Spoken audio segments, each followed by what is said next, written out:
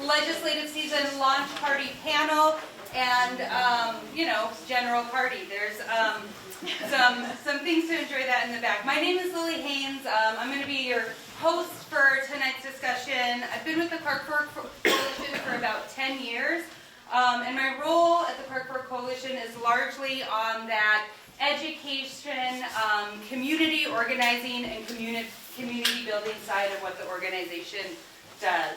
The Clark Fork Coalition's mission is to protect and restore the Clark Fork watershed. For 40 years, we've been leaders in science-based, community-driven river protection.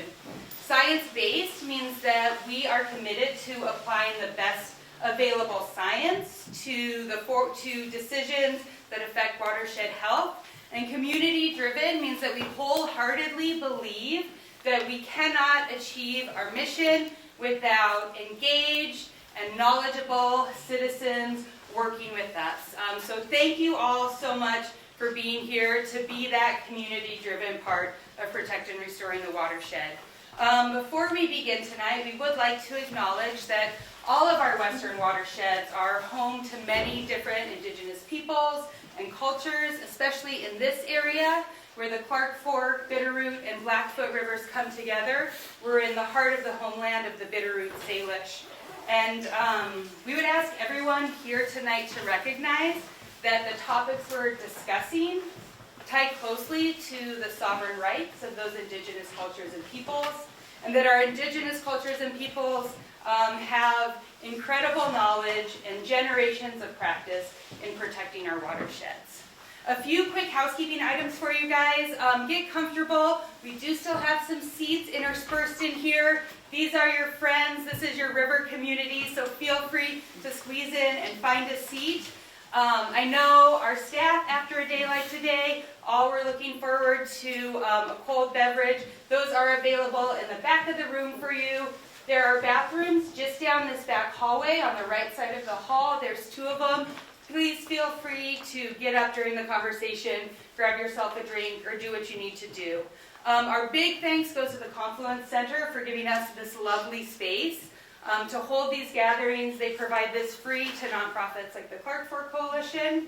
Also, a big thanks to MCAT, who is here tonight helping make this presentation accessible by streaming it and making a recording for us to share out.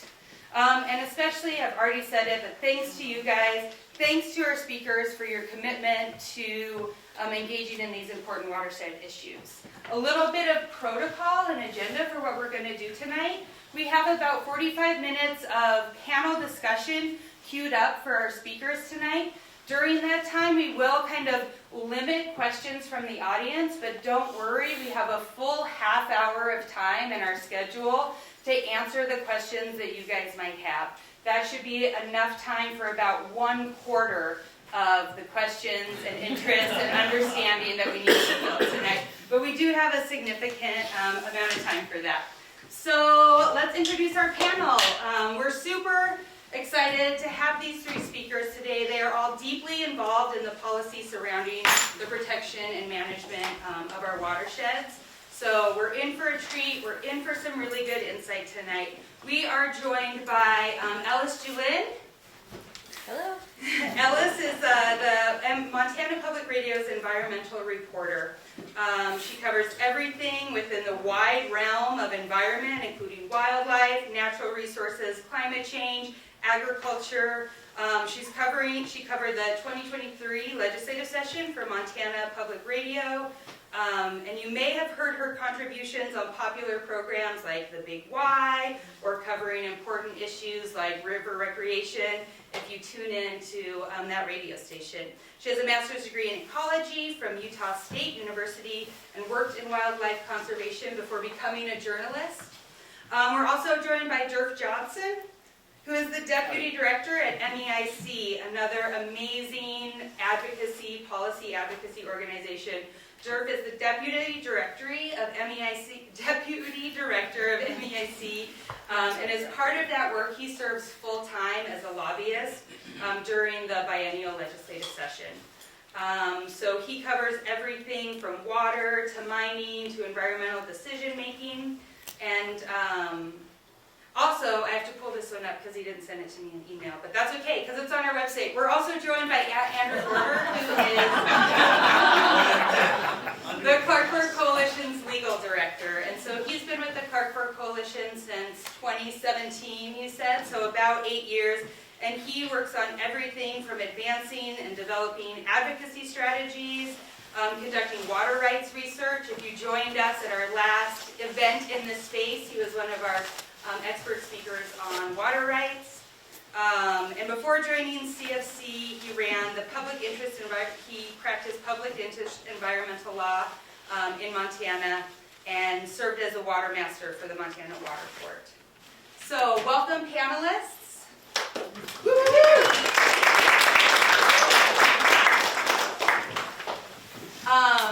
To get started, I'm going to ask you guys just to go kind of round robin style and give us a little bit more bio than I could read from your profiles. Why don't you tell us where you're from and give us a little insight into your personal pathway that drew you into engaging in environmental policy. And Andrew, maybe we can start with you and just work down. Sure. Thanks, Lily, and thanks everyone again for coming. I'm Andrew Gorder. Again, I'm the legal policy director for the Clark Fork Coalition. I am originally from South Dakota, western South Dakota, but I've been in Montana since 2008.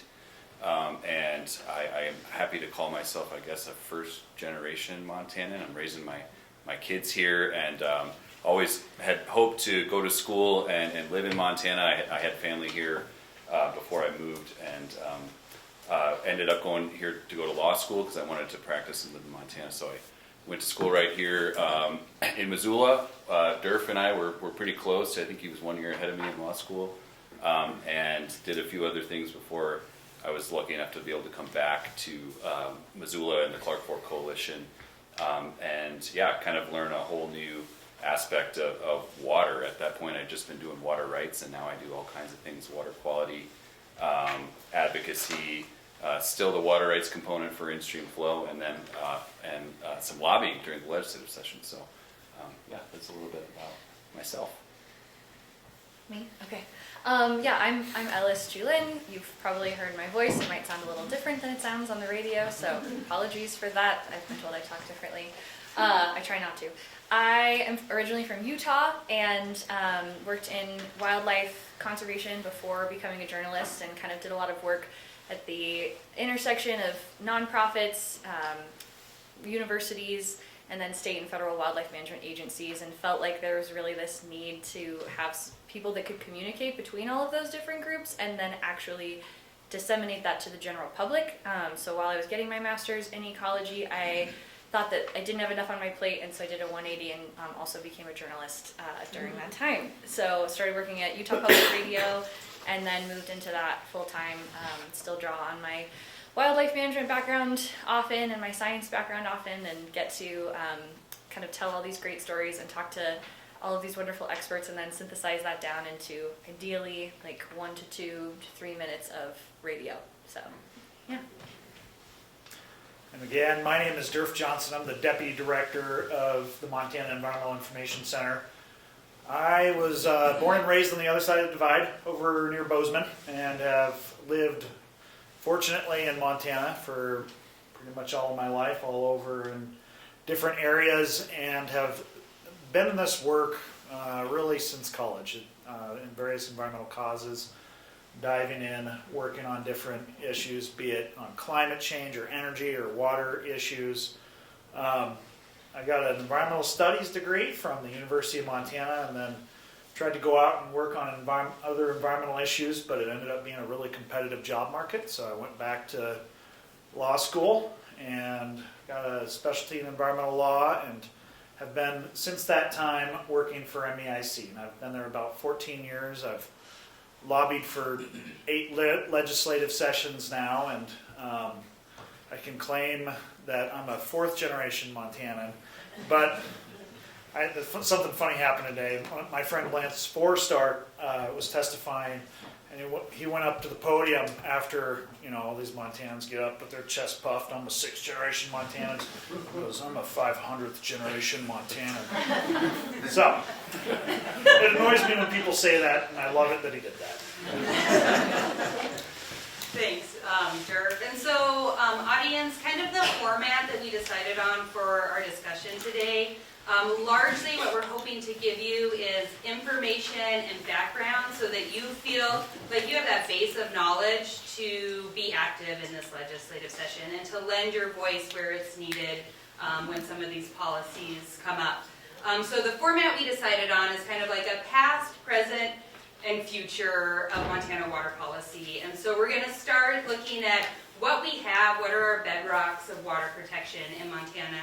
And so the question for the panel, and again, you guys, this is kind of a round robin. I think maybe we'll start with Ellis for this question, but we all can recognize that Montana has some of the best water resources in the country. It's something we're proud of. It's part of that Montana values. So let's talk about kind of how we got here, and I'm going to ask you to share like your big 3, it can be 1, it can be 2, but big 3 historical policies or precedents that we have in the state that kind of shape the quality of the resources that we have today. And so Ellis, I'll let you get started. Okay, I think first and foremost, the big one is the Clean and Healthful Clause in our Constitution. Montana is one of only a handful of states that has that really explicit environmental protection language in its Constitution. I think it's 6 or 7 other states that have something similar, and other states have also looked to Montana's language through things like the Green Amendment for how they can amend their constitutions to better protect the environment like ours. And I think that what the Constitutional Convention really set with that language was something that kind of relates to every facet of natural resource management, and it's something where when the state is doing things that seem to be in contradiction with that, it's challenged in the courts. And I think most recently we've seen that through the landmark ruling Held versus Montana, which I've reported on a lot. I'm sure all of you are pretty familiar with.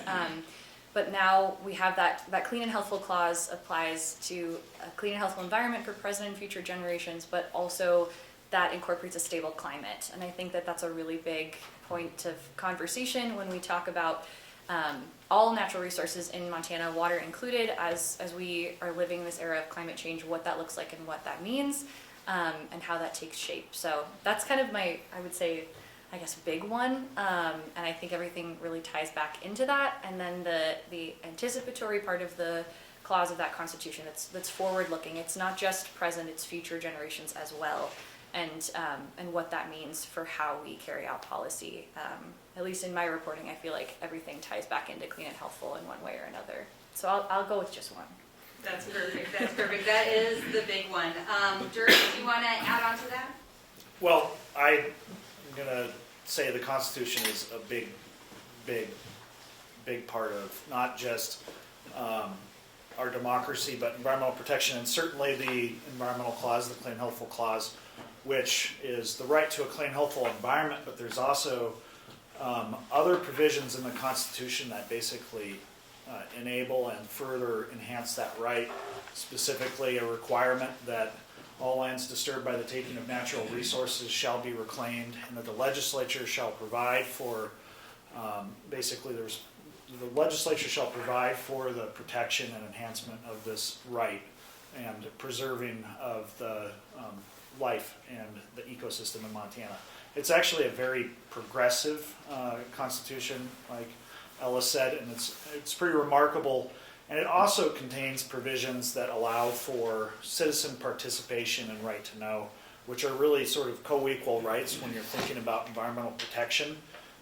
If you can't understand what the government's doing, then it's hard to basically advocate for your right. And so we have this remarkable constitution. And then we also have some unique laws in Montana that sort of dictate, in particular for this conversation, we have a Montana Clean Water Act that sets the basic framework for how water quality is protected in Montana. And that is basically, in Montana we have primacy over the program, and so it follows from the Federal Clean Water Act. And The Montana Clean Water Act sets basic standards. Sometimes we go beyond what is required in order to protect water quality, such as we have a site-specific standard for selenium up in the Kootenai from coal mining pollution from selenium. And, it's sort of waxed and waned, definitely during my tenure, but sort of understanding even before that how much it's enforced, how it's used, etc. And so the law is often only good as the enforcement and how it's applied. And so that's one thing that is important in this whole discussion. But we do have some pretty strong water quality laws when they're enforced and followed. And the last thing, I guess, would be the Montana Environmental Policy Act. And that is a unique law that we have in Montana. Similar, it's sort of like a mini NEPA, National Environmental Policy Act. It's a look before you leap law in that it is a one-stop analysis of the actions of the government to determine what sort of environmental and social impacts may occur with their decision. Say they're permitting a coal mine and they want to evaluate the water quality impacts and the wildlife impacts. And so it sort of looks at the broad range of impacts beyond what's required in the original permitting, underlying permitting documents. And there's public participation elements to it. So notice and comment and the opportunity for Montanans to engage beyond what's required in those underlying permits. And so that's an important piece that is under attack, and I'll get there later. Before we move on, Dirk, do you want to give a little bit of like time frame context to the Montana Clean Water Act and the Constitution when this this amendment that we're talking about? Well, Montana's Constitution, our current Constitution, was adopted after a con-con, I believe in 1972. It went through a popular vote process and was barely supported. And that environmental rights provision, Article 2, Section 3 provision, is actually within the inalienable rights that you can find in the Constitution. It wasn't until 1999 that it actually was sort of found to be an enforceable right. It was a case that MEIC brought, MEIC v. DEQ, and Article 2 rights within the Constitution, rights like the right to practice religion, the right to free speech, the right to bear arms, etc., are considered fundamental in the Constitution, and that's what the court found. Basically, it is the highest, strongest right that we have in the Constitution, and the government can't encumber that right unless they can find a compelling interest and it's narrowly tailored. And so, and as Ellis Julin said, it's also looking forward through time, so we're not just protecting current generations, but future generations. The words were something along the lines of, the Constitution does not require dead fish to be floating on our rivers and streams before its far-reaching protections are invoked. Basically, it's forward-looking to make sure that our environmental life support system is protected into the future. Thank you. Andrew, what are your big three? What do you have? Well, these guys pretty well covered it, but I think that I have a few more. Don't worry. I think that the timing of all this is really fascinating, is worth sort of revisiting, because I think it evidences this change in sort of Montana's history and economic trajectory, where we were moving out of this primary sort of extractive industry as our primary economic driver in the state, and that also had driven, really had a stranglehold on the politics and the decision-making process in the state as well. But this all sort of came to a head in the early 70s with this constitutional convention, and then from there we saw the passage of this really progressive constitution, but also all of these major water quality and protection laws that we're talking about. The Montana Water Quality Act, the Montana Water Use Act followed in 1973, which dictated, set restrictions, recognizing that we have a finite amount of water resources in the state, and we need to have a system for recognizing both pre-existing uses and water rights, but also requiring a permit for the first time in the state to get new uses of water. We just don't have enough to go around. So that was a huge piece of policy in 1973. the Montana Streambed Preservation Act followed in 1975, which really protects the existing state and riparian and in-stream habitat of our rivers and streams and sets about a local decision-making process to allow any permits to alter that. That's another major piece of legislation that I think still is huge in protecting our water quality and water resources in the state. So I think the timing of all this is really interesting when you really look at it. And yeah, to Durf's point,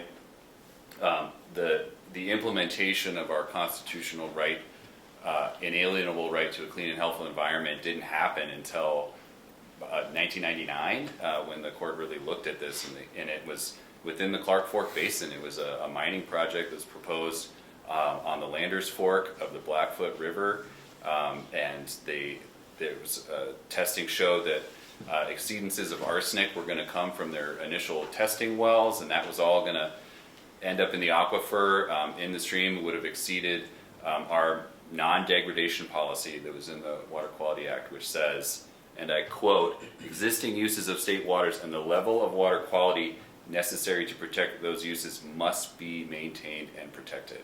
So the court really looked at that in tandem with our right to a clean and healthful environment and said, this is forward looking. It doesn't require the plaintiffs in this case, MEIC and the Clark Fork Coalition,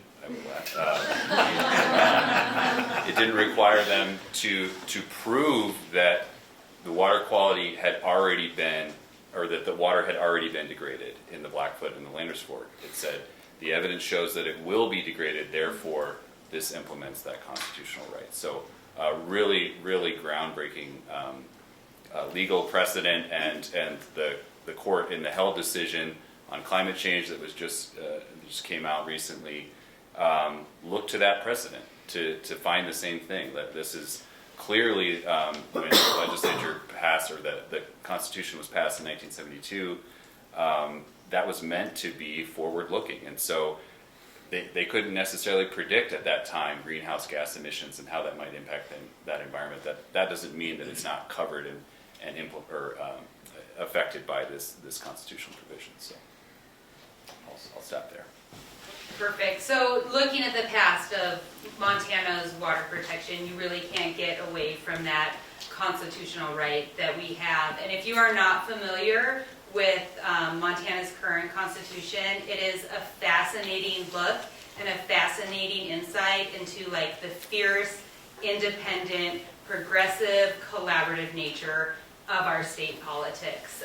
There are some really great documentaries that you can find from PBS in 2023, the Clark Fork Coalition. We have a video of getting some of those writers, people who worked on that clause, to come in and do a panel like this and speak about what that was like. You can find that on our YouTube channel. But if you're not familiar, I would really, looking at our Constitution is worthwhile, I would say. But, here we are in the present day. So something 50 years or so have passed since we had our Constitutional Convention, since we had our Montana Water Use Act passed. And let's talk about what is going on in the present. So to get this started, I want to, again, ask you guys a round-robin question to give the audience just a little bit insight of, like, we're in a legislative session. They happen biannually. We're in one right now. What does the session look like for you as a professional? Give us like the quick and dirty of like what a week in a week at this time of year looks like. And we can start again. Closest, Andrew, you're up first.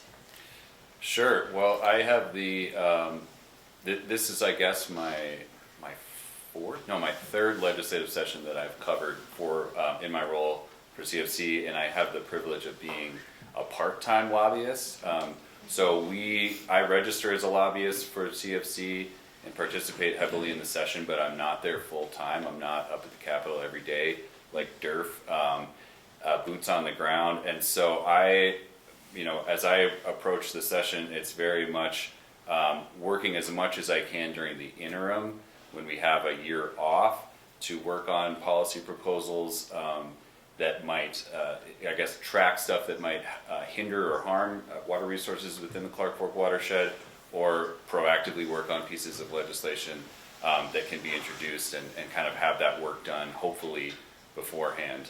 As everyone will attest, I'm sure things move really fast once the 90-day legislative session kicks off, and it can be really hectic. So just doing my best working with our team in-house at CFC to keep tabs on all the bill drafts as things are introduced, really analyze what this means, what the impacts are that are gonna follow from a specific piece of legislation, and then developing policy positions on these and trying to really either galvanize our staff to go up there and testify, or members of the Clark Fork Coalition, or just general members of the public who are interested. So that's kind of how we react as the legislature.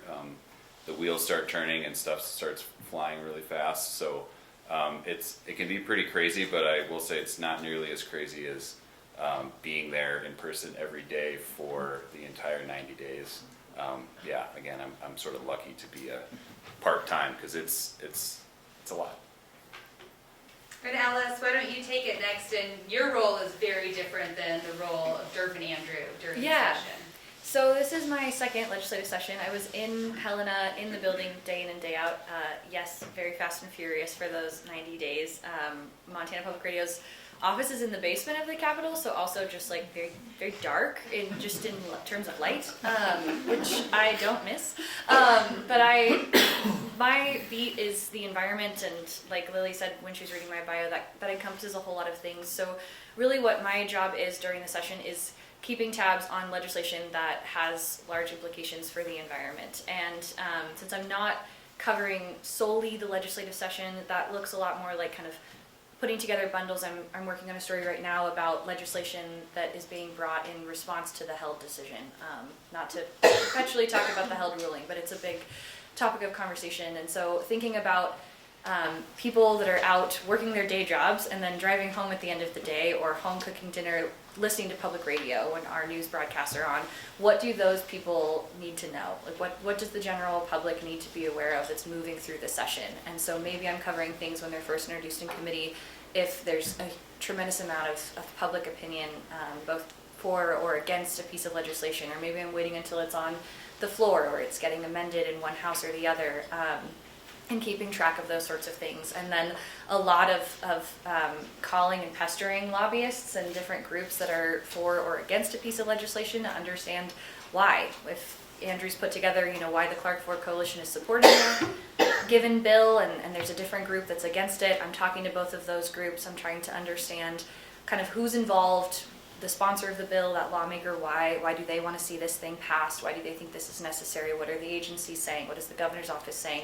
And then taking all of that and distilling it down into something that's really clear and concise, so that people who are not spending 8 to 10 hours a day watching legislative hearings can know what's going on and be aware of that. And that's really the role of the press corps and me as well. So yeah, I think that kind of sums up what my weeks look like, but I oftentimes like to joke that I just professionally run around like a chicken with my head cut off when the session is underway. And I'll be transparent about that. It's chaotic.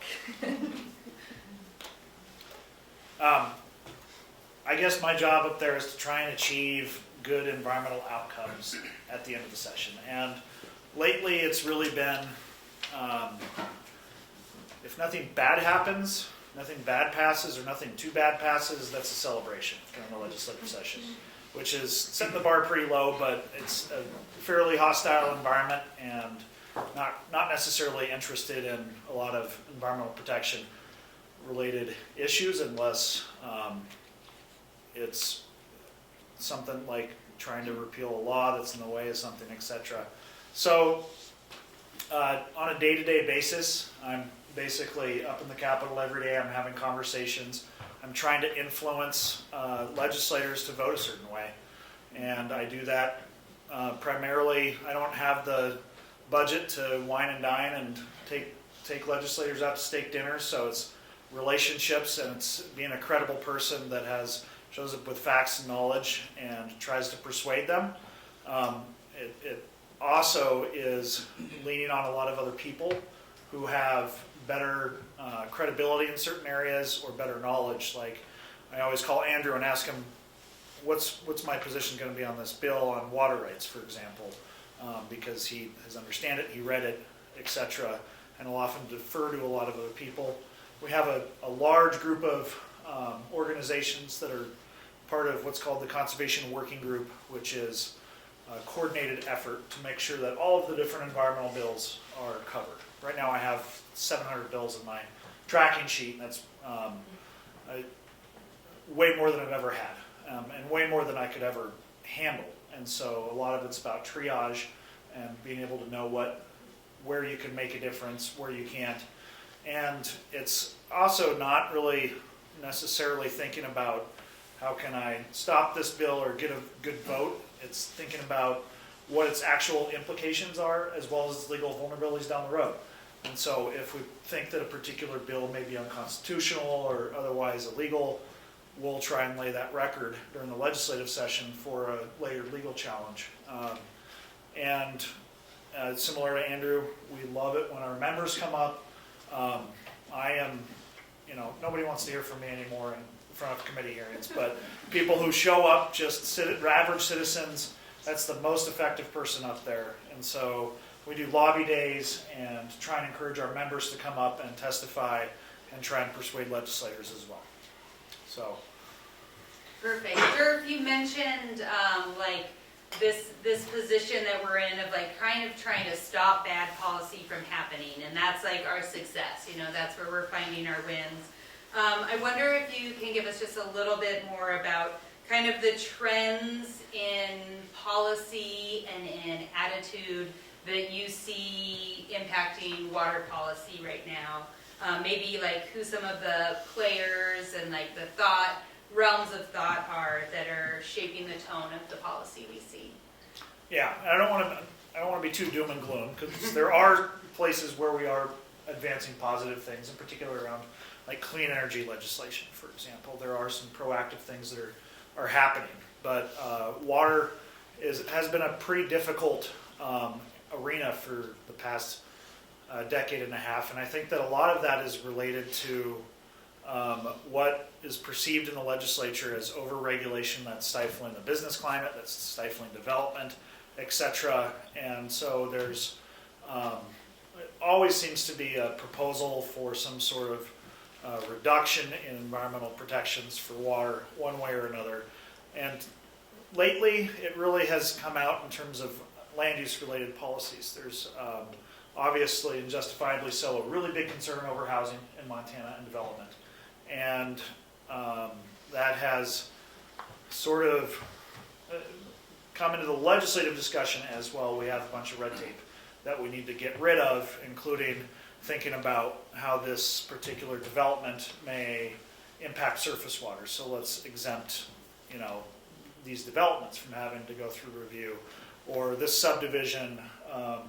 Let's just exempt subdivisions entirely from having to go through the Montana Environmental Policy Act, for example, which one of the major things that it looks at is water quality impacts. And so that has been the general tenor of the legislature, is trying to get rid of barriers to pro-business climate and development. But that being said, there's a few backstops, and one of them is just personal relationships with people who want to have the conversation, and they're up there to make good law and not necessarily toe the party line. And those people do exist, and it's a matter of developing those relationships. And another thing that we have is the Constitution. And so if they go too far, as they've done in the past and recently with HELD, we can potentially take them to court. And then, of course, the federal laws. So, for example, the Montana Water Quality Act, because the state has primacy, we can administer it, we can enforce it, but we can never go below what is required federally. And so sometimes that does happen, and laws are thrown out because of that. The best example would be recently the legislature passed a bill in 2021 to move Montana from numeric water quality standards for nutrients to narrative, and to do so immediately. And that was found to be unlawful by the U.S. Environmental Protection Agency because they didn't get a chance to look through it, to approve it. There was nothing behind it, no science behind it, etc. And so EPA said, no, you guys are still on numeric standard. You can continue with your process if you want, but for now, we're going to, the numeric standard's in place. Ellis, I want to hear kind of that same tone and tenor question from the perspective of the media. So from the perspective of the media, like, what is your take on legislative priorities and what stands out in your coverage of environmental issues and natural resource management? Thanks for repeating it. I thought you were going to just ask me to answer the same question. I was like, oh gosh, okay, I hope everything well. Yeah, I think that a big conversation that's happening, like Durf mentioned, is housing and also population growth in Montana. I think we are seeing a lot of urban sprawl and changes to cities and areas that have seen predominantly agricultural use on land, conversion for housing development and things like that, which is also common across the West. And so I think that comes up a lot and kind of has a finger in a lot of different beats. It comes up in the environmental stuff, but it's also something that our education reporter will bring up, or our healthcare reporter will bring up, is the growing population. So I think that concerns over affordability and the people that are moving to Montana and the way that our cities are changing is definitely something that I hear a lot in the legislature, and considerations of that kind of coming from a lot of different angles. And I also think that there's a lot of thought about our water resources and the fact that those are finite, to Andrew's point, and what that looks like, and how are we permitting or managing our water resources, and in a changing climate, what does that look like when precipitation is coming more often as rainfall than snowfall, or snowpack is shifting, and we're experiencing droughts and expected to see those increase in duration and severity under climate projections. And so I think a lot of those conversations are happening in the session. And then I also think the balance of business interest and environmental protection is something that I see in my reporting a lot and that I report on a lot. How do we toe the line between people having jobs and economic drivers, and then managing our natural resources? And that comes up to whether it's a natural resource extractive economy or an outdoor recreation based economy.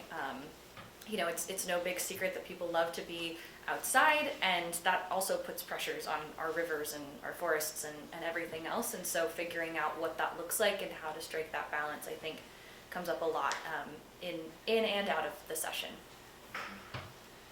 And Andrew, I'm going to shift the question a little bit to you, because one thing that we're hoping, audiences, with this information, with this interest piece, that you'll join the Clark Fork Coalition in advocating for some of our policy priorities.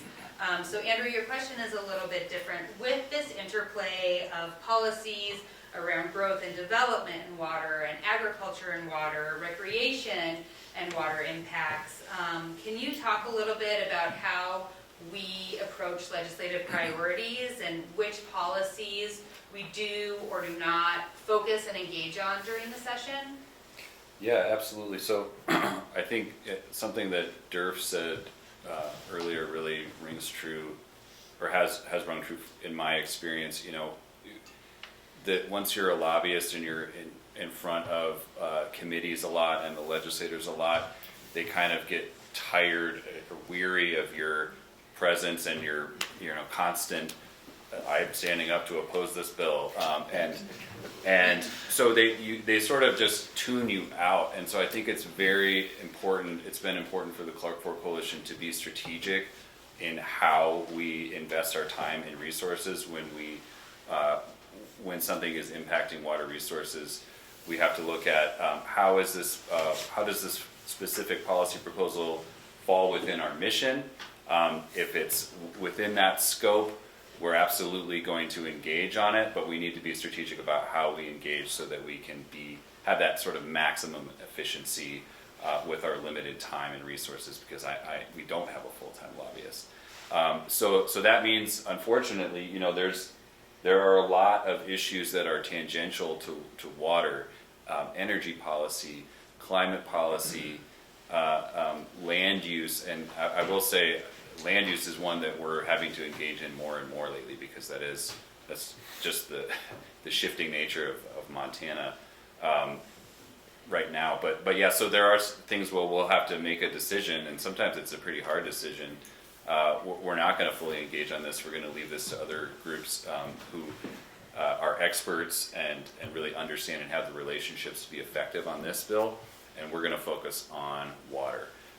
And so, yeah, I mean, that's not to say, like I said, on land use, there are a number of bills where when you're talking about land use, you're talking about water quality and water quantity, depending on how that policy is crafted. And so, yeah, we're going to have to make those judgment calls when stuff is sort of outside of our traditional wheelhouse, but we try to stay pretty laser focused on water quality, quantity, and in that sense, we can be the most effective with our resources. Yeah, thanks for that perspective. And, further on, we have a little how to participate, and we'll talk about, hey, if like climate and clean energy is really your beat, there are places where you can go and get information. But from Clark Fork Coalition, really what you're going to get is some laser focus on water quality if you join our Water Watchdog team. And with that, we'll kind of move on into the future and what's happening right now. Andrew, what are we watching? Yeah, so I don't know if our build tracker is as lengthy as DERF's, but we have a lot. There's right now, I think our build tracker, and this is on our webpage now if you want to check it out, but we have 8 to 10 bills that have been introduced that we're tracking pretty closely, and then there's a list of several hundred certainly draft bills that we've got that we're tracking as well. A lot of those haven't been introduced, or they haven't been introduced, but we don't even have language yet to analyze. Some of them we do, just from kind of working behind the scenes.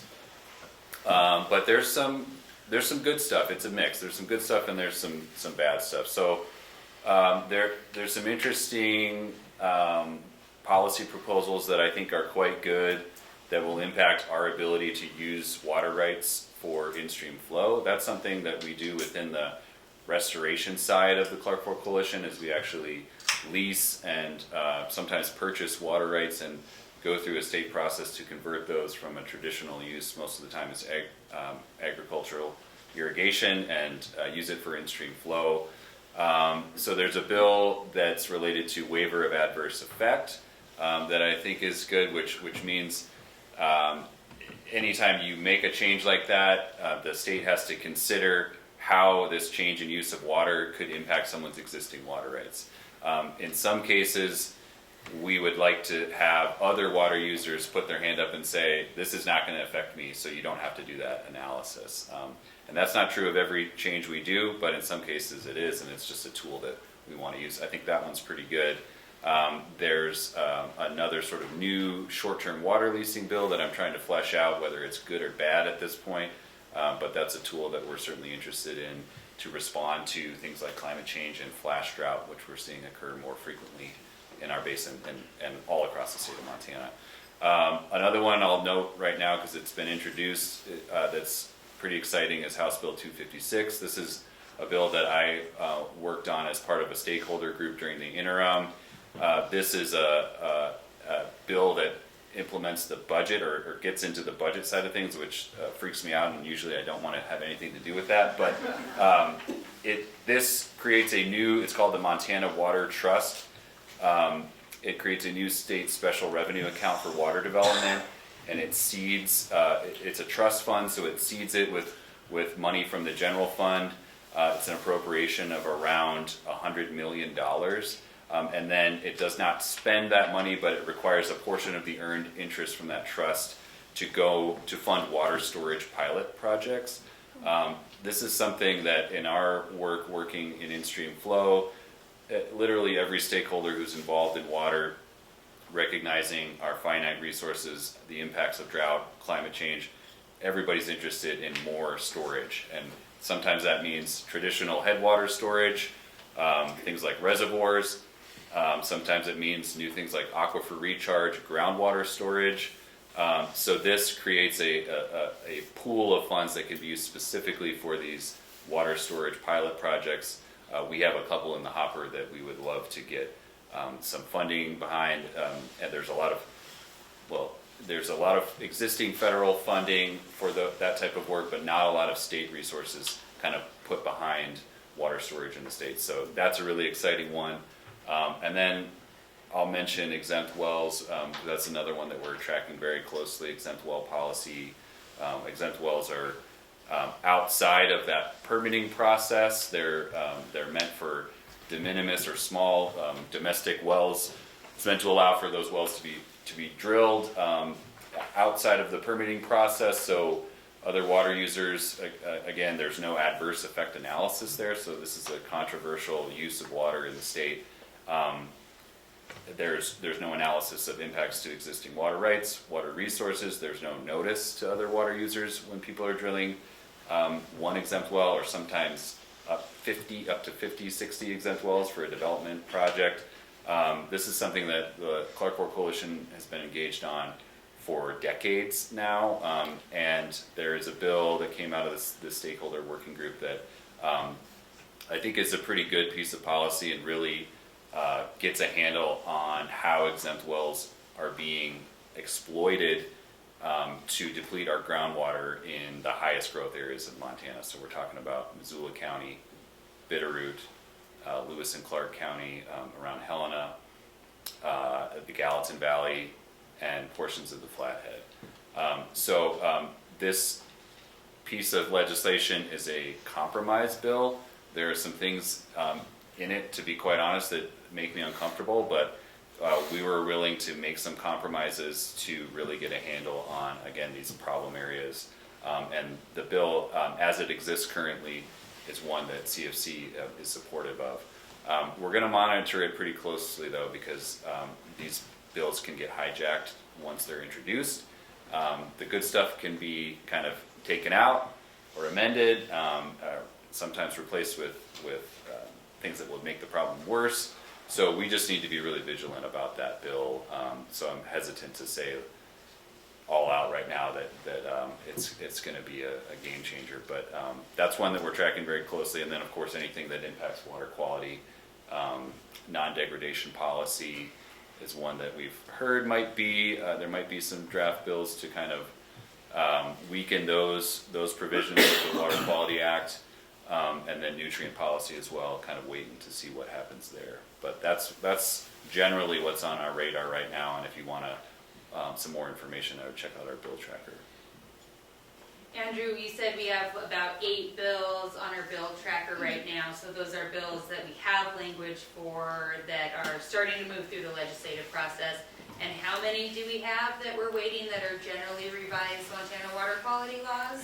Well, there's several hundred that are either generally revised water quality or water rights, water quantity, and that's not even including general environmental bills. So stuff we've seen a couple, at least one that was introduced today that would impact the MEPA process. Kind of take the held decision and water it down and implement changes to the MEPA process the legislature recognizes they have to do something for greenhouse gas emissions analysis under the held decision, but they're trying to do as little as possible, I guess I would say.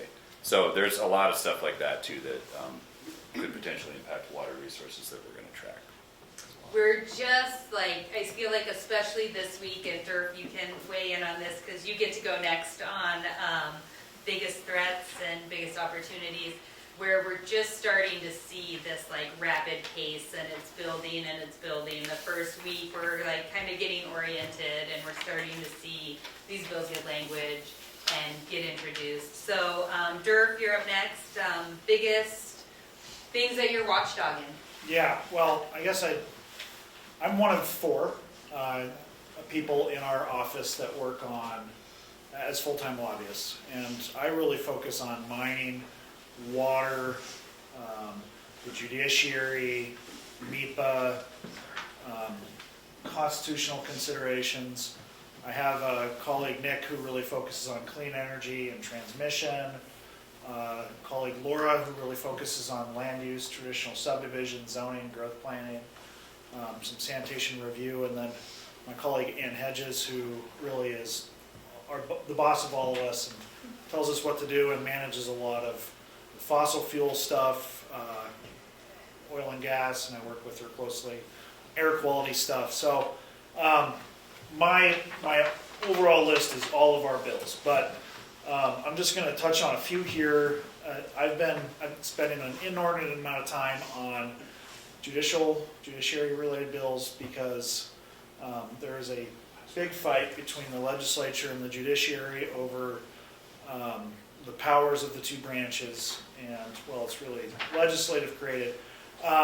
But we do a lot of work in the court system, and so I'm monitoring it very closely in terms of how that may impact legal advocacy. I think that there's two bills there that are really problematic. The first is this concept of partisan judicial elections. Basically, you're voting for a Democrat or a Republican as a judge, and both district court and Supreme Court judges. And that would, I mean, it's been adopted in a few other states, and those states routinely rank at the bottom in terms of satisfaction of the judiciary and quality, because you're no longer electing people based upon their intellect and ability to get the job done, but instead whether or not they have a D or R next to their name. And the other one is creating this Court of Chancery, which is basically an interim appeals court that would hear all constitutional cases, and among a few other jobs. And all of the justices that sit in this Court of Chancery would be appointed by the governor rather than elected. And so it would really be a political body in terms of its decision making. It's a real problem for us. So those are the two big judiciary bills that I'm doing quite a bit of work on. And then there's at least 5 MIPA bills that I'm following, some good, some bad. There's 2 up tomorrow. Basically, all of these are in one way or another a reaction to the Held decision, trying to mitigate it or reduce its implications. All of the bills except for one we are opposed to at this point. There's 2 up tomorrow for a hearing. Katie Zolnikov has a bill that really is just updating the law to reflect basically what the court said and held, and it's something that we can support. It gets rid of the problematic language and basically recognizes the ability for people to pursue these issues in court. The other one is probably, I don't know if I can say it's the worst because they're all really bad, but this particular bill is from Brandon Lair. He's a representative over out east in Webo County, I believe, and would do a number of things to meet the Montana Environmental Policy Act, including removing its, in the preamble of all environmental laws in Montana, it says the legislature, mindful of its duty under the Montana Constitution, enacts XYZ. And it's going to get rid of that language so that, in theory, this statute MIPA no longer is the legislature's, I guess, what they've decided is constitutional. They've decided it should not be a constitutional act, is what they're attempting to do. And it also removes a bunch of language in regard to thinking about overall environmental impacts, cumulative impacts, which is what MIPA is useful for. When you get to like substantive environmental permits, you're really looking at, in many cases, just what's the pollution coming out of the pipe and is that going to meet the standard, rather than looking at this really big picture, like what's the landscape look like? How many pipes are there that are potentially flowing into the river that is causing this to violate standards? And so it's a really problematic bill, and it may have implications for Held because, of course, the Held court recognized that MIPA is a constitutional satisfaction of the constitutional obligation of the legislature. And so that's what they're trying to basically repeal. There's a bill up, I believe, on Monday that would prevent the state, and this is MEPA adjacent, would prevent the state from adopting any air quality standard that is more stringent than the federal standard. And the big problem with that, of course, is that there's no standard federally for greenhouse gases. And so there would be no ability for the state to mitigate or regulate greenhouse gases. And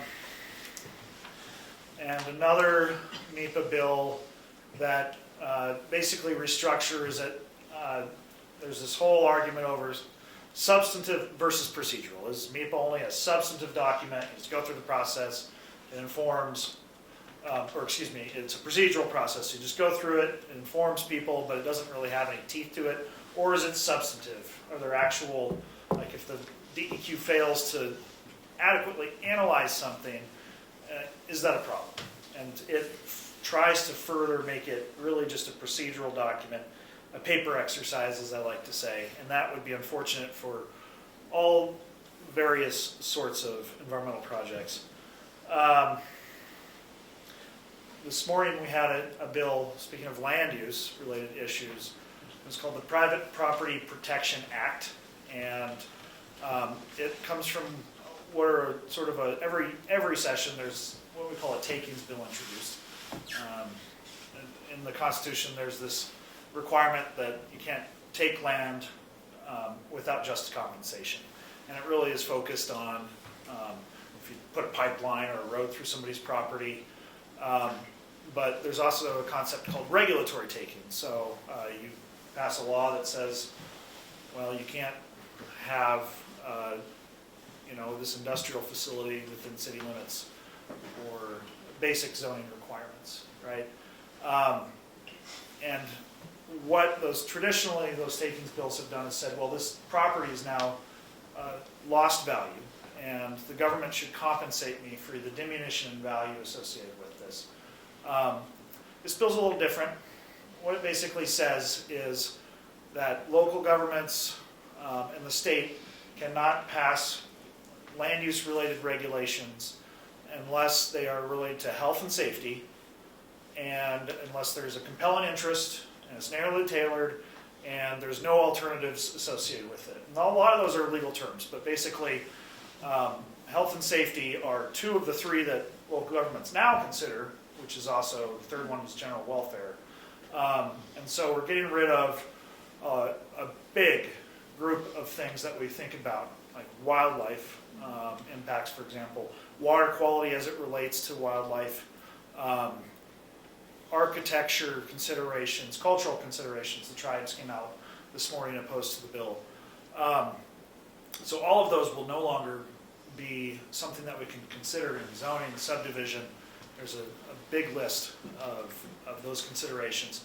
And then compelling interest, narrowly tailored, is basically the highest standard that you can have in terms of constitutional protection. So what they're saying is private property rules above all else, is what they're trying to say.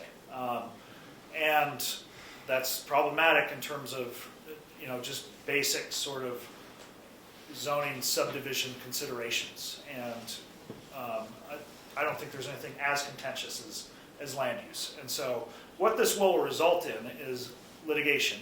And because city governments don't have the money to defend those types of things, what they will end up doing is either settling with whoever sues them to allow them, or if they do fight it, basically what the bill allows for is for the law to be vacated and for the party that sued local government to get attorney's fees. And so this is a big threat. It would, if passed, really change our land use planning and subdivision zoning in Montana for the worse. And I'm also following, as Andrew mentioned, I'm sort of deferring to you on all things water quantity. He's the expert and has been an extreme help. There's also going to be a bill on narrative versus numeric standards. It hasn't come out yet. We don't have access to the language. It's being negotiated in secret at this point. But when we do, that's going to be something that we're going to dive into pretty quickly. And then I do a lot of hard rock mining related work, so looking at tailing storage facilities and how those are managed, how they're evaluated, getting down into the weeds here.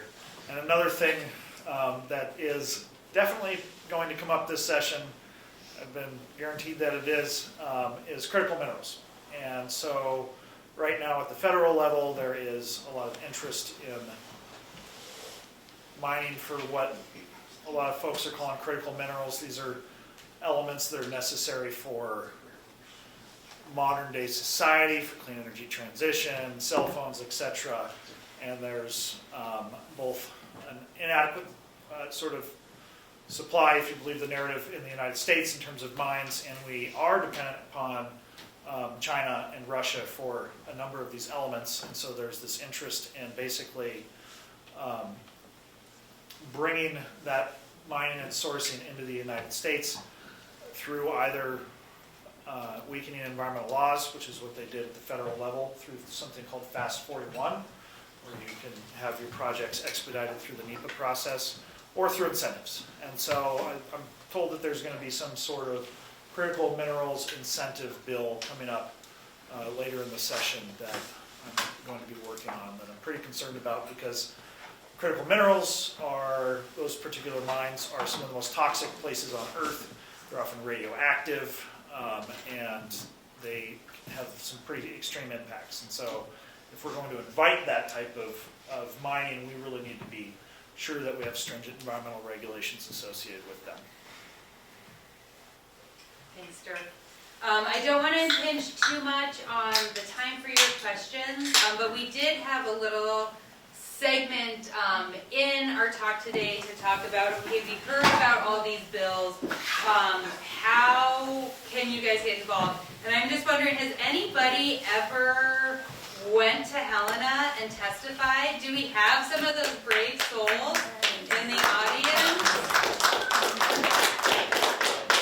You heard a lot about, oh, this bill, and maybe it'll get an amendment, and I think this background is really helpful to have as you prepare yourself to be lending your voice. So first things first is this is the process of these bills becoming a law, and this is important to understand a little bit because this process dictates what you can do with your voice in a really large way.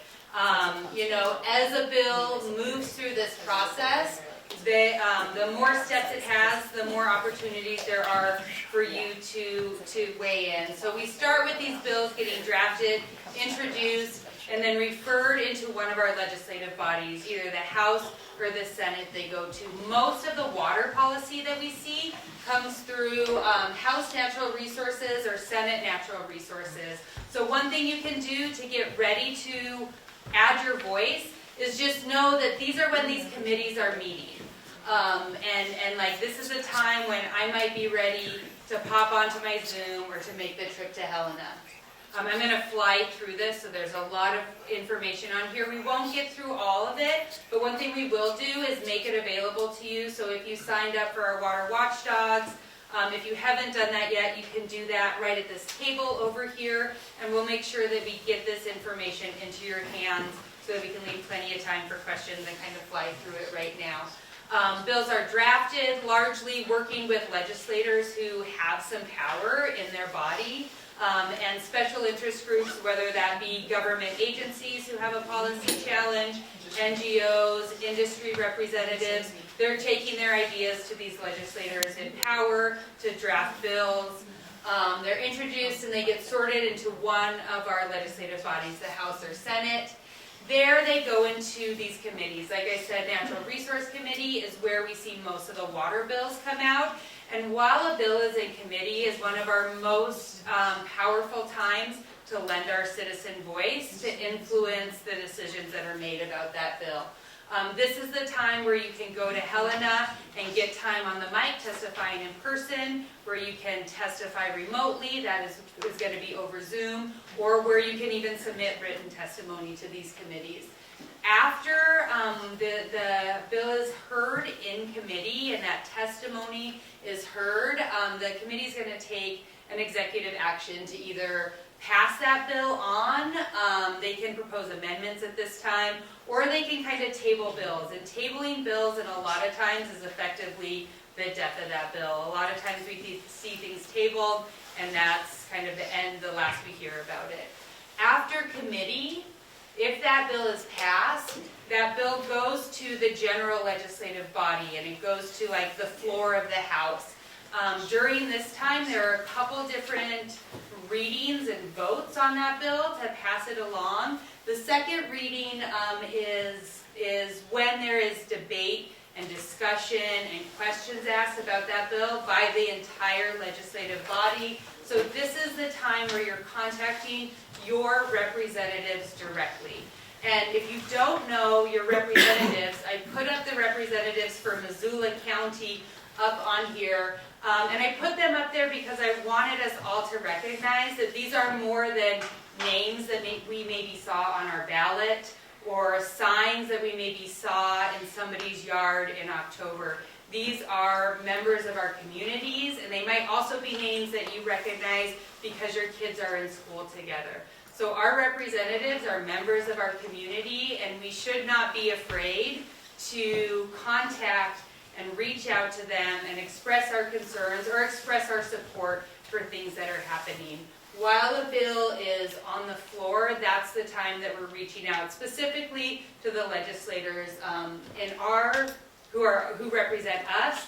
It's also a great time to call your friends and family outside of the Missoula bubble and say, hey, did you know this bill is on the floor?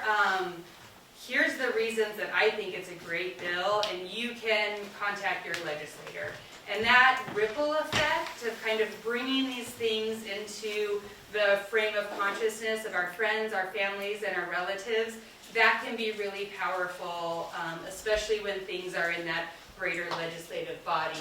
After these two things happen, if a bill passes, what happens is it's crossed over or transmitted to the other legislative body, and this whole process is going to repeat itself. I like to highlight crossover time because it also aligns with an interim break in the session, a chance for legislators to leave Helena and return home. And during this time, a lot of legislators will host community listening sessions. It's a great time to connect with your legislators on your home turf and maybe even get FaceTime to talk about, hey, I'm concerned that there are all these challenges in MIPA going on. Or I really think this idea of water storage and the bills coming out around it are going to do great things. Crossover, once the bill crosses over, we kind of get a mirrored opportunity to interact. So again, we have that opportunity for that powerful testimony to committees. Again, we'll have the opportunity to contact our representatives who represent us directly. If a bill makes it through this process, it's going to go to the governor, and the governor has the option to pass, recommend amendments, veto, or take no action. No action means that a bill will go into law within 10 days. Veto bills sometimes go back to the committee that they came out of or the body that they came out of, and there's a process in there for those bodies to override the veto. So that doesn't happen until later, but that's another chance to lean on either your governor directly, contact them, or your representatives if it gets passed back. So I just wanted to show you this really quick and dirty. There are great walkthroughs on this available from MEIC and from lots of your advocacy groups. And again, we'll try and make this available for you. So that's the process. We know these bills are out there. How in the world do we wrap our heads around when those things are happening? They can happen really rapidly, or they can sit for a while. The pace is just something that's really difficult to keep up during the 90 days. My best advice to you as citizens is to check your email, because if you are signed up for the Water Watchdog program, we're going to be sending you email alerts that say, hey, this bill is going to be heard in committee, and we really need the community to lend their voice on it. There are several things going on that make tracking bills on your own difficult, and I would really encourage you to lean on your advocacy organizations for whatever cause like really gets you going, and sign up for their email list and check your email, because that's going to be the easiest way to track what's going on. The QR code, for those of us who are new tech savvy, this should take you to our Water Watchdog page. I would recommend just throwing a bookmark on that so that every time you want to go on Facebook and see what's happening on federal politics, instead you go to the Water Watchdog page and stay up to date on our Montana watershed water policy that's happening. I have just a really quick video that shows you how to get to that Water Watchdog page. It's chopped off, but this is just clarkfork.org, and you can find Water Watchdogs in a couple different places on our website. And on this page, we're going to try and give you all the information we have. So you can join our mailing list through a link. You can see those bills that, we're going to go down to the bottom first. Down on the bottom, there are other resources, ways to get tied into MEIC. We have our bill tracker. So the first thing on the bill tracker is the bill number. That's another piece of verbiage to get really familiar with. HB means House bill. SB means Senate bill. And these numbers. And there are so many bills. You guys, what I do is I write them down on a sticky note and I put them on my desk. And I say, Andrew said HB 256 is important. We support it. This is what it deals with.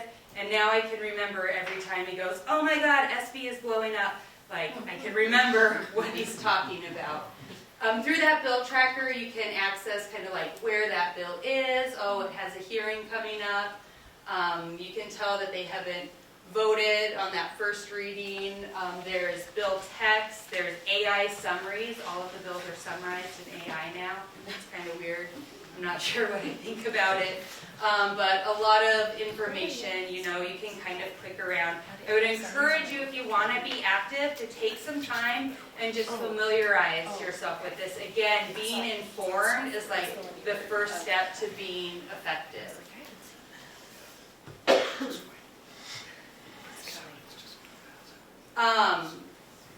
Further videos in this, they talk about, hey, there are these different resources, and I don't really want to go into that one. That one shows you the legislative bill tracker, which is full of bugs, and as far as I know, everybody is saying it's really difficult to get accurate information. We're still on that page.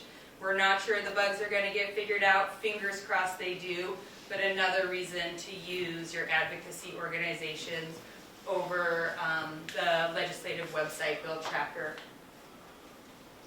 To participate, though, and to lend your voice during testimony, you will need to access the legislative page, and there's a link to do that on our Water Watchdog page. You'll have to kind of create this account to participate, which I know is tedious, but that's the way it works. The first time you do it, really important to have an email that you're going to check. They'll send you a verification code to make sure you use that email. That's where links to testify on Zoom are going to go. Once you get it set up, it looks more like this. I have mine set up, and it's going to take you to the portal to testify remotely, to submit your written testimony, which are, again, those two most powerful things we can do when a bill is in committee. To submit, this is written testimony. We're always going to submit regarding a bill. Another reason that sticky note is so helpful is because I can say House bill, and then it's going to screen, and 256. That's the one Andrew said was important. I can find it. I can say this is something Andrew has convinced me I am in support of. Always you're representing yourself when you're making testimony. We don't ask you to represent the Clark Fork Coalition or MEIC. Your voice as a citizen is more powerful than our voice as an organization. In the subject, you're going to put that bill number, reference that, and then your information. Again, Clark Fork Coalition, any of these advocacy organizations that you sign up for, they'll send you language and help guide you in what that information looks like. to testify remotely is a different length. And one thing to recognize, if you're signing up to testify remotely on a bill, you're only going to have access to sign up to bills that are already scheduled. So right now, House Bill 256 is not scheduled, so you can just take, I just used an example on here, but it's the same process.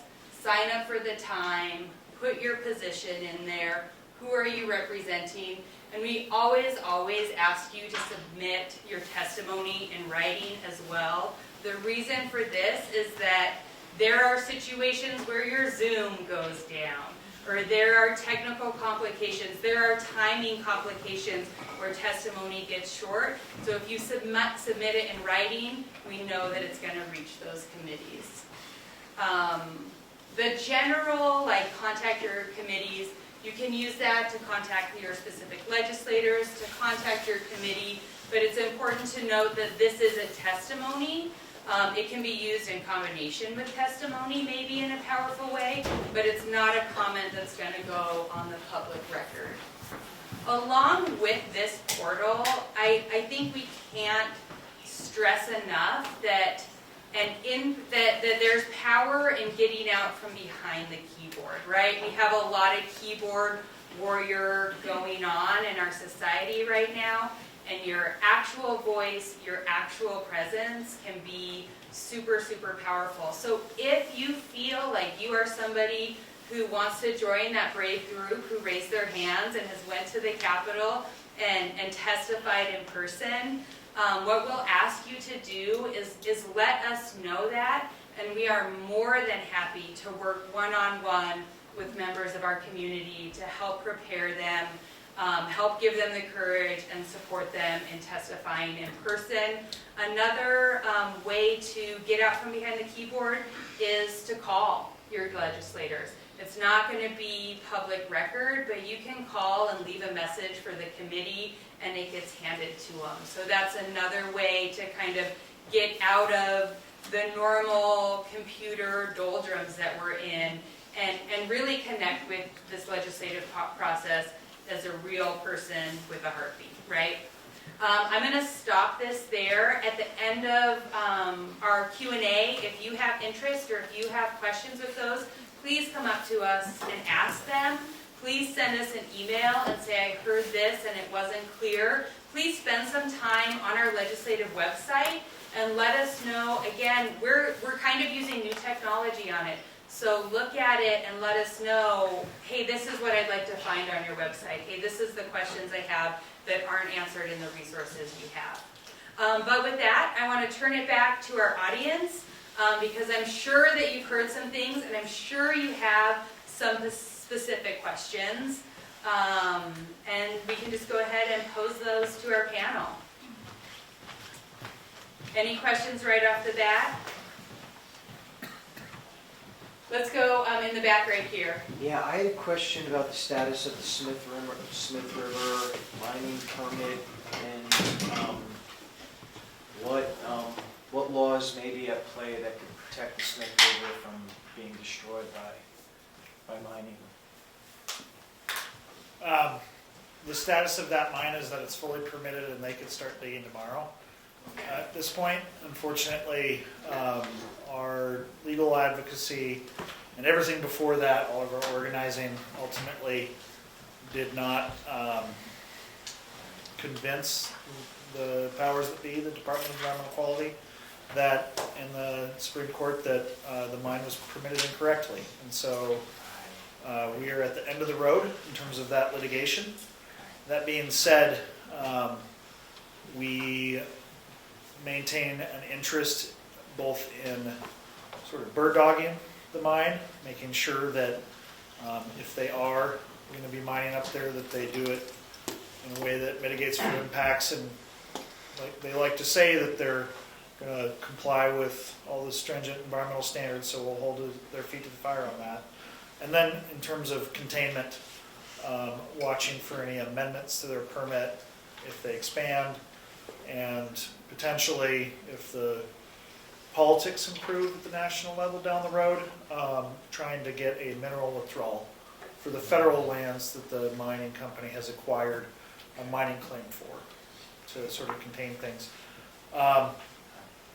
The company itself has not said they're going to mine there yet, and they've continued to sort of say that they're going to make a final investment decision shortly. I think that now that they have all the permitting that they need, we'll know one way or another relatively soon. But I think that it's a tough one. It is. All right, thank you. Yeah. I'm going to go in the back. To piggyback off of it, I didn't get your name, I apologize. Oh, Brett. Brett, to piggyback off of Brett, I'm lucky enough to work on the Smith River. And so one of the things that I'm concerned about is if hypothetically speaking, if the mine goes through, and this has been spoken about ad nauseum, what would it mean for the Clark Fork Basin in terms of a precedent, in terms of upstream either land use or mineral extraction long term?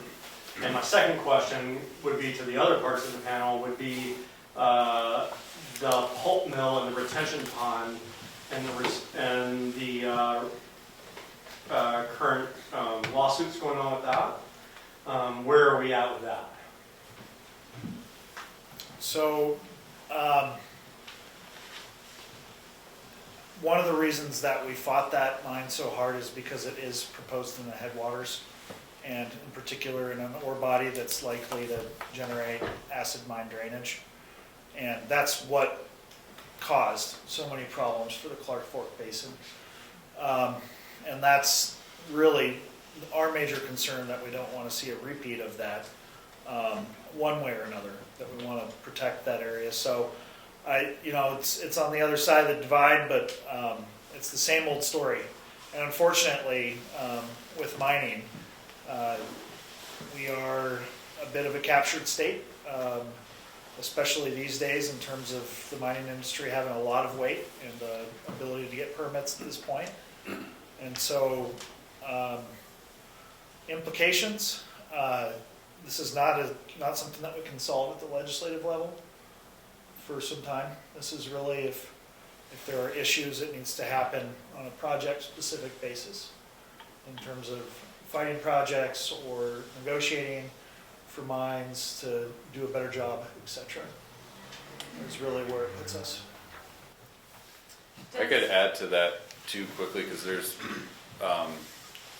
the one thing that I think in the Clark Fork Coalition, we didn't participate in litigation around the Smith River mine. It's outside our watershed, but obviously it's something that we were interested in and tracked closely. But that was a very difficult proposal because it's all on private lands, and which meant that the review was just under our state environmental laws and policies.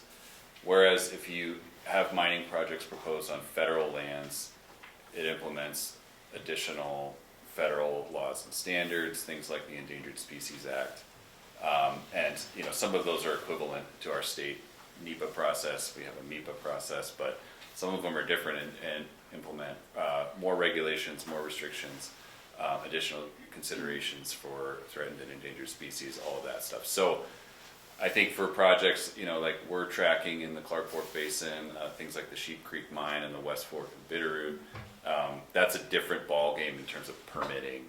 And because it's unfed. Because it's on federal lands, yeah. So not to say, that there aren't challenges that could pop up for that project if it moves along, but at least it implements a whole different suite of regulations at the federal level. So, I had a second question.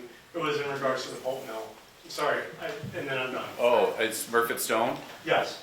Yeah, so that the Smurfit Stone, for folks who aren't familiar, is a Superfund site just downstream of Missoula, right on the Clark Fork River, near Frenchtown. It's working its way through the Superfund process, and we have a ways to go yet there, but the advocacy position of the Clark Fork, and I think a number of stakeholders involved in tracking that, the tribes, Missoula County has been very active, as well as to see all of that waste contained in some form or fashion. We want to see the sludge ponds that are out there contained, dug up, placed in an actual lined repository. Same thing with the landfills. We want to see the berms that act as the only barrier between surface water on the Clark Fork and that site. We want to see the waste behind those berms removed as well, the berms gone, and have the floodplain restored. That's our goal. The Superfund process is nothing if not slow, so we have a long ways to go. I would say, relatively speaking, it's not that long in terms of the Superfund process as a whole, but we have a ways to go. And to the science of it, is this thing contained? Like, is it leaching or is it not? It's leaching, yes, it's leaching to groundwater, and we know that the groundwater is connected with surface water in the Clark Fork.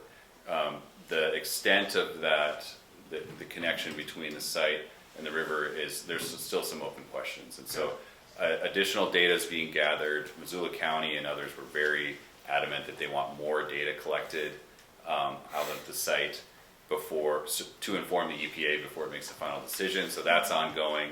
I think it will be for the next 3 to 4 years. They're collecting additional soil and water samples to really fully understand the connection. But we know right now there's some nasty stuff in the aquifer and it's ending up in the river. And we believe in the fishery as well, based on sampling of the fish. And I'm not trying to be argumentative, Yep. but like once the cows have come home on this, like who's going to be responsible? Like who are we as a town are we suing? And Yeah. and will they pay for it? Like for the Well, the good thing about the Superfund process is that the polluter pays, so there are some major companies, former owners of the site, that are on the hook for the cleanup. International Paper is one, and then the other one is a company called Westrock. And they're multi-million-dollar international corporations. They have the money to do it, but the question is, how comprehensive is the cleanup going to be? What are they actually going to have to pay to do? So we want to make sure that while those parties are on the hook, they're doing the best possible cleanup for the river and the community. So that's going to be our focus at Smurfit. That's been our mantra, and we're going to see it done. And just for clarification, Andrew, before we move on to the next question, is there current litigation around Smurfit or not? No current, right? No current litigation, but Just a slow process. yeah, that's always a tool that's at our disposal. All right, I think we had a question right there. Okay, Yes. Thank you.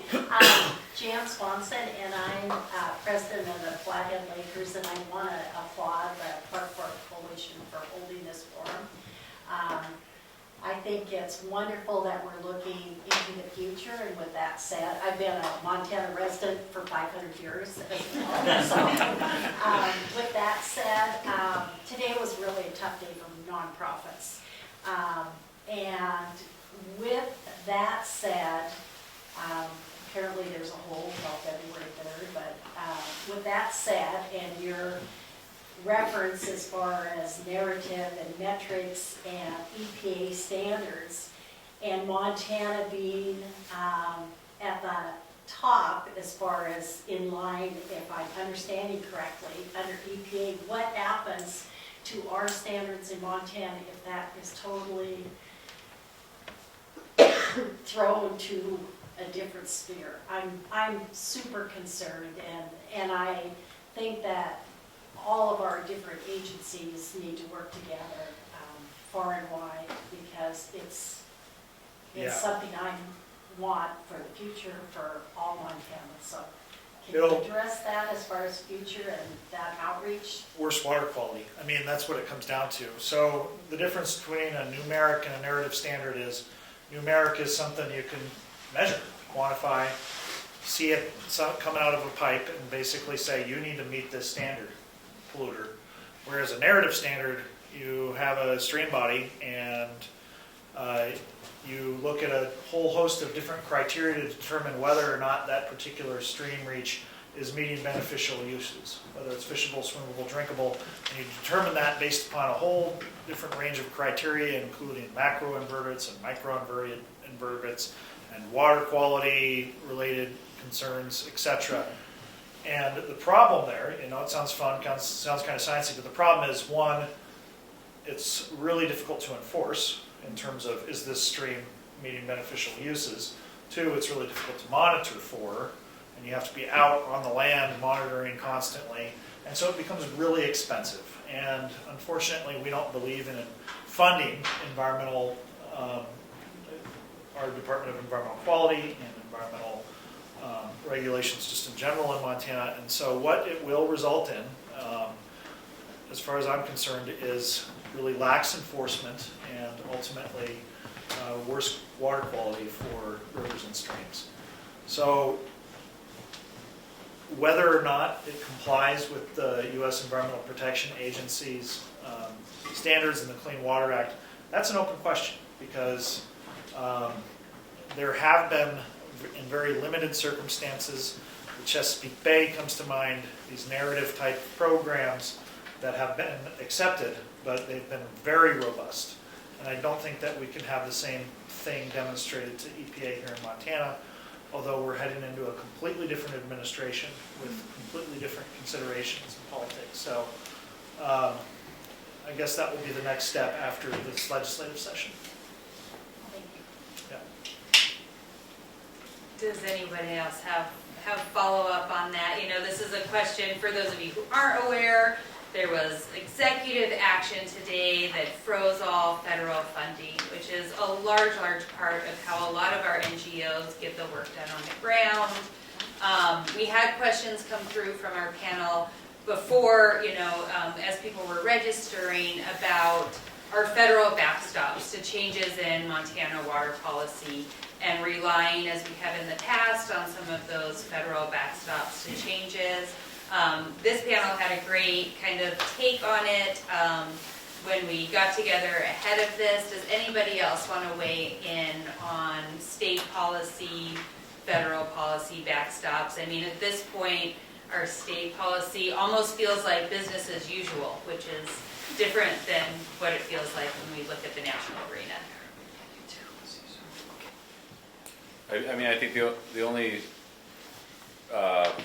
thing that I'd add to what Dirk said, and in terms of impacts of federal policy, you know, our state program for water quality, the Montana Water Quality Act, is administered through the permission of the EPA under the Clean Water Act, and so a lot of our regulations dictate that our water quality standards cannot be more stringent than the equivalent federal standard.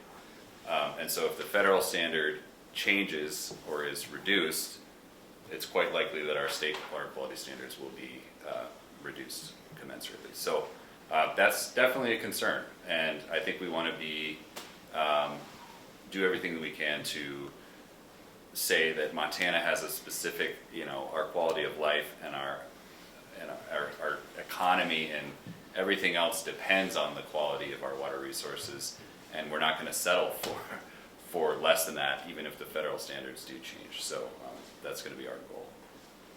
Brad?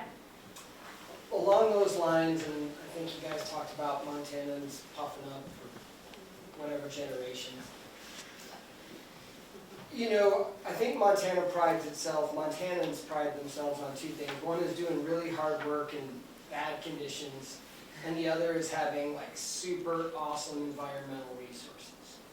And so when you guys are lobbying, like what ability is there to appeal to that in folks? I mean, to me, there's a lot of states. I've always kind of been a dirt bagger. You know, I go to a conference, I don't get a hotel, I sleep in my car, I jump in a water body before I go into the conference or whatever. But there's some states you don't want to do that. Like, they just don't want to do that. Like, but Montana you can, Western Montana you can anyway. You know, Western Washington you can. There's certain Northern Wisconsin you can.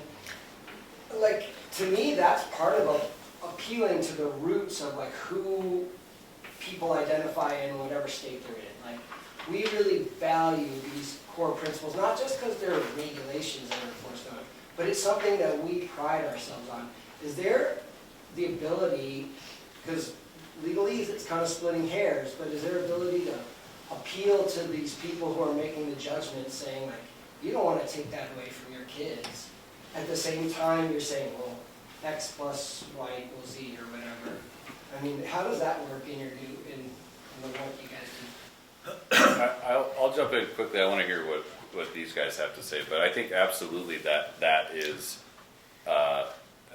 more and more I feel like as a conservation organization, when it comes to discussions of water quality and water resources, I'm teaming up with traditional, a lot of times agricultural groups, which used to be a dominant political power in the state and unfortunately is no longer the same in terms of political power, because it's all being driven by development of agricultural lands, right? And so, like today, the hearing that Durf was in, that I was tracking on that private property rights protection bill, one of the strongest proponents I thought was a fourth generation rancher from the Bitterroot who got up and said, the only thing protecting my bottom line, my business, and my water resources, my water rights, are these local land use decisions. That's the only thing that stops, your property rights from impacting my property rights.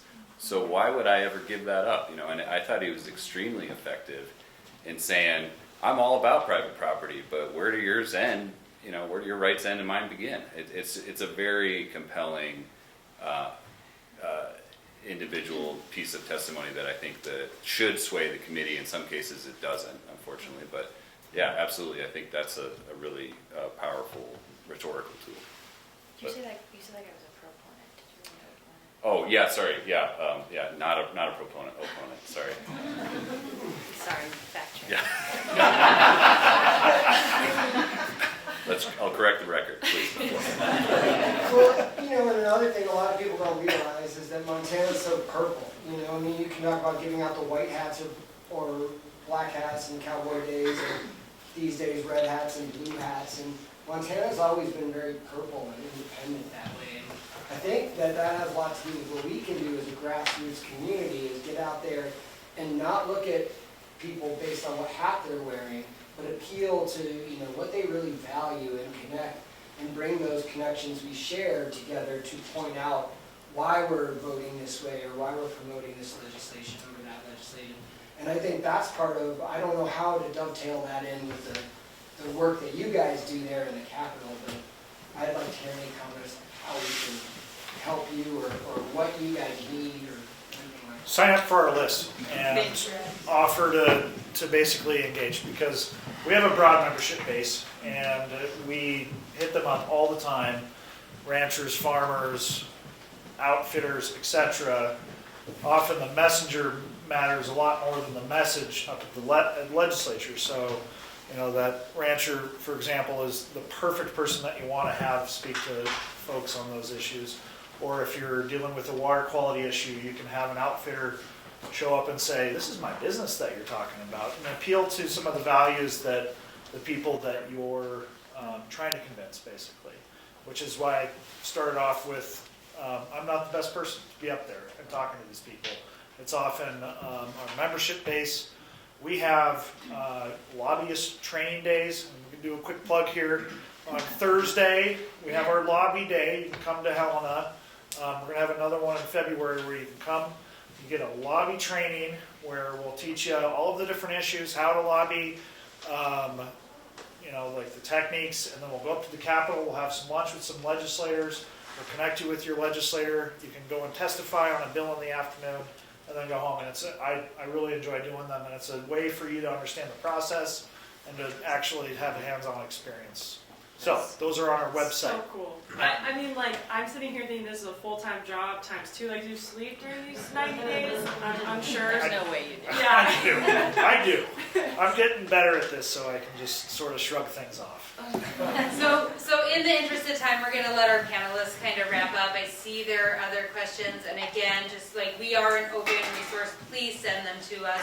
But Ellis, I'm going to give you a chance to kind of give any closing comments on resources you folks can look to that Montana Public Radio is producing, and any kind of closing thoughts on just the value, this theme we're on, and that value of the voice of everyday Montanans in the session.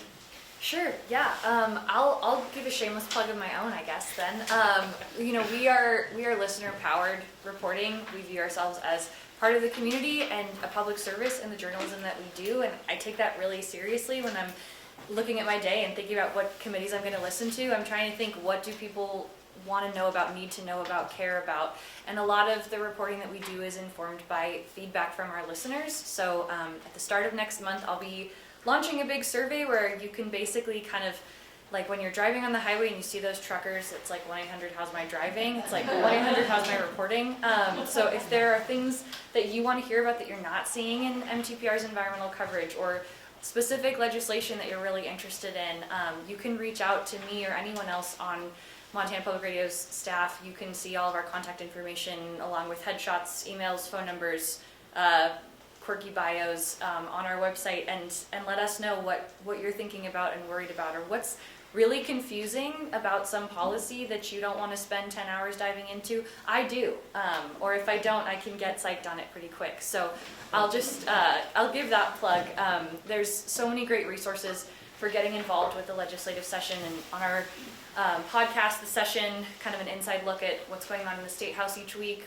1 week ago, on that podcast, we had a whole episode about how you get involved, and obviously as journalists we're never going to tell you which position to take, but we want you to be as informed as possible, and that's our role. So if there are things you want more information on, you can always reach out to me or to any other member of the Montana media. We all work really collaboratively because we're a handful of people covering a massive geographic area and all of the high-speed craziness of the legislative session as well. So there's my plug, I guess, for journalism.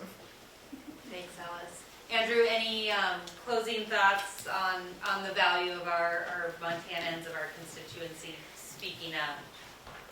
No, I mean, I'll just echo what's been said already. The most powerful proponents or opponents, I think, are citizens, the constituencies of these representatives. That's the folks that they listen to. So please get engaged. Apologies if other folks had questions tonight that we didn't get to, but don't hesitate to reach out, as Lily said, to any of us. Happy to talk about any questions you have, or how to take the next step on a specific bill that you're interested in. So, yeah. All right, thank you, panel, so much. A little bit.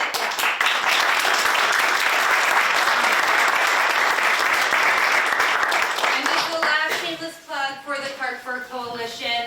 We did not speak specifically to really tight specifics of bills or issues or things that are coming up. We will be doing that as the session continues to ramp up. So please stay tuned. Check your emails.